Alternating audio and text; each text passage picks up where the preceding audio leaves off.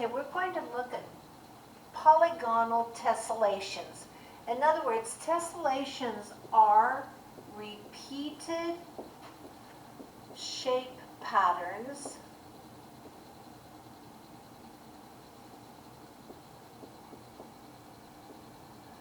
which fit together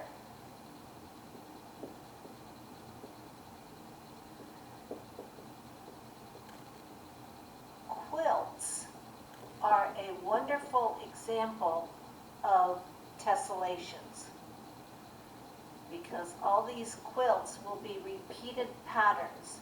The wedding ring quilt is a really nice one to see those repeated patterns. Okay, in the center of this particular tessellation, we have a hexagon. At each vertex where all these things come together, I'm going to put dots at the vertexes, all those shapes come together. Notice that. We have the hexagon, comes with 2 squares and a triangle. The hexagon, 2 squares and a triangle. And that's the pattern that shows up on all of these. So when we look at a tessellation, we look at the vertices and we identify the shapes that come together, the polygonal shapes that come together at that specific vertices.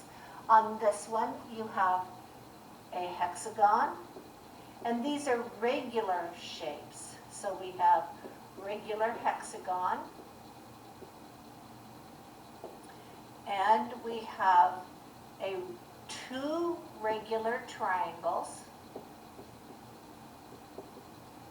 and we have 1 regular square, no, 1 regular triangle and 2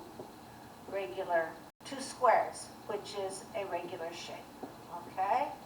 So, the other thing that we have to know is, because it forms a complete circle, every one of the vertices contains a total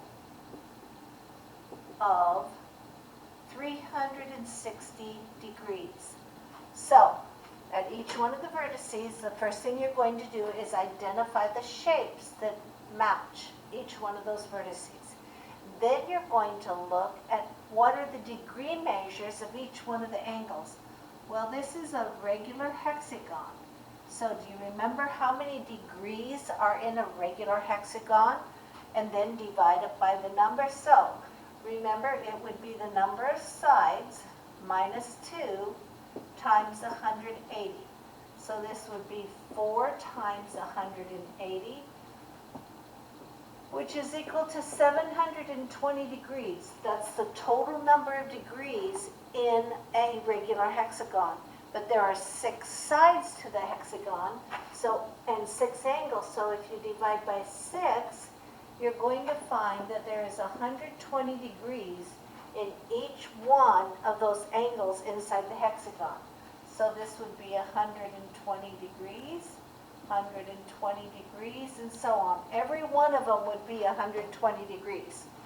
Since we also have 2 squares, remember squares have 90 degree angles. So 120 plus 90 degrees, and there's 2 120s, no, 1 120, plus 2 90 degrees, because there's 2 squares. So this is going to equal how many total degrees? Well, 180 plus 120 gives 300 degrees. So that means 360 minus 300 is going to give my triangle is a 60 degree, which we already knew, because a regular triangle is 180 divided by 3, which is going to make 60 degrees in each one of the angles of the triangle. So therefore, the measures of the angles are 90 degrees, 2 of them, 120 degrees, and 60 degrees. And those are the measures of all these angles at each one of the vertices in your tessellation. So keep that in mind if you want to experiment with tessellations. Every one of the vertices has to have 360 degrees. So your repeated shapes that you choose have to produce that, and not all your polygon shapes will work. So it's kind of fun to mess around with tessellations.